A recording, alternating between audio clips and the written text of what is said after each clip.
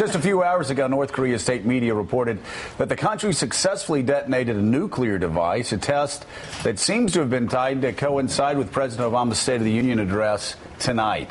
The report from North Korea says the underground test was the most powerful to date, and it follows tightened sanctions that were imposed by the United Nations after the North defied earlier resolutions. We've got Jim Miklaszewski with us. He's NBC News' chief Pentagon correspondent. And, Jim, what are you hearing at the Pentagon? Well, Joe, U.S. intelligence officials knew this was coming, although they didn't know the exact timing. But this one has set off some alarm bells, particularly because of the size of the blast. Now, we're not relying on North Korea claims here. South Korea's seismic readings on the blast said it was somewhere about 6 or 7 kilotons, which could make it anywhere from 3 to 6 times more powerful than any previous weapon that they set off before. Now, North Korea did claim that they did this with a much smaller warhead, which would indicate perhaps that it's making progress on miniaturizing warheads that could be put on the top of a missile that could be launched against the United States. But that's North Korea, and nobody's taking that seriously at this point, and quite frankly, that's impossible to prove. But within minutes, it seemed, after the blast was reported, the White House responded, and President Obama called it a highly provocative act that undermines regional stability and threatens, ultimately, U.S. national security. And the president said it demands swift and credible action by the international community. But that's where everything comes to a screeching halt, because, North Korea is pretty much sanctioned out at this point. And unless China decides to cut off oil supplies and other goods to North Korea, it appears there's no stopping the North Korean regime, at least at this point. So, Jim, what's China's response? I mean, immediate neighbors to the west. The blast. If I were China, I'd be a hell of a lot more concerned about them setting off nuclear devices than even here in the United States. Look at the map there. They're literally in the shadow of China. Any response from China? Any belief inside the Pentagon or in this administration that China will eventually step up and start exerting more pressure on the North Koreans to become a more responsible state? Well, one of the biggest fears in that region on the part of the United States is that it'll spark some kind of regional nuclear arms race. Both South Korea and Japan in the past have threatened to start developing their own nuclear weapons. No signs they're doing that yet. But again, we go back to China.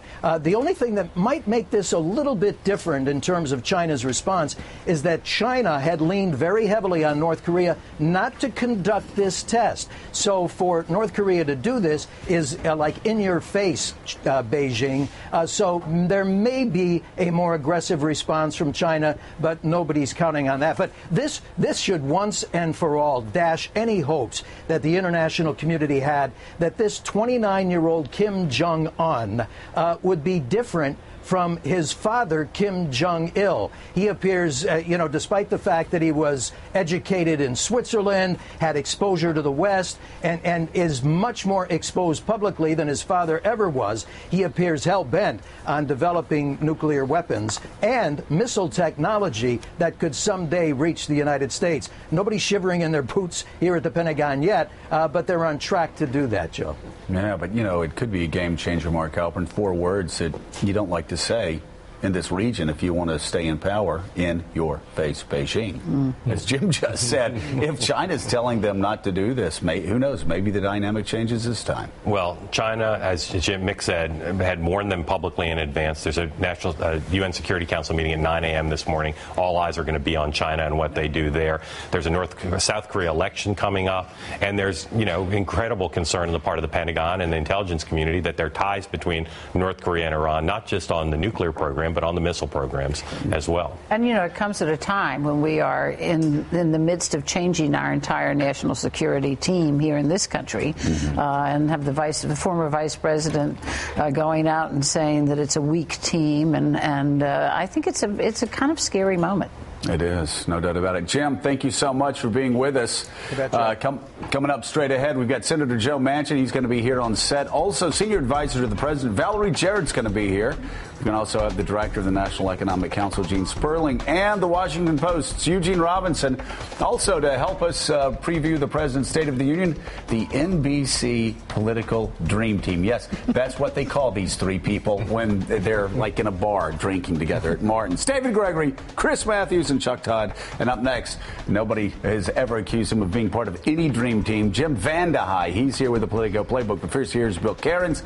He's got a check on the forecast. Bill, we going to have another snowstorm this weekend? Yeah, this weekend's a close call, Joe. I'm going to show you the details on that. First things first, we have a little bit of snow this morning, driving around Syracuse, Rochester, Buffalo, Watertown, New York. Just a little bit of snow out there also for Burlington, Vermont. Today's forecast, though, in the east, this will probably be the nicest day we're going to have for much of this week. D.C. is going to be gorgeous today, 53 and sunny, up into the 40s, all the way through Connecticut and Massachusetts. Hopefully that'll help the power crews and also all the plow drivers that are still trying to get to some roads that they haven't plowed yet. Imagine that.